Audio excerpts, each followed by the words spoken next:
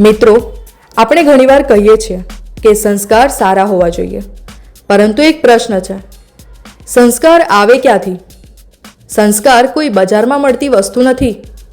તે આપણા વિચારોના બીજમાંથી ઉગતું વૃક્ષ છે. જે વ્યક્તિ રોજ સારા વિચારો કરે છે, સારા પુસ્તકો વાંચે છે, સારા લોકોનો સંગ કરે છે અને દરેક પરિસ્થિતિમાં સકારાત્મકતા શોધે છે, તેના વર્તનમાં ધીમે ધીમે સારા સંસ્કાર દેખાવા લાગે છે.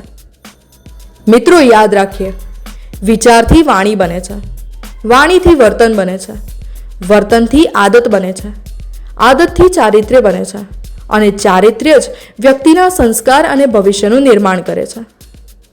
એટલે જો જીવન બદલવું હોય તો શરૂઆત વર્તનથી નહીં, વિચારોથી કરીએ. આજનો સંદેશ માત્ર એટલો જ કે વિચારને શુદ્ધ બનાવો. સંસ્કાર પોતે જ સુંદર બની જશે અને સંસ્કાર સુંદર હશે તો જીવન સફળ અને અર્થપૂર્ણ બની જશે.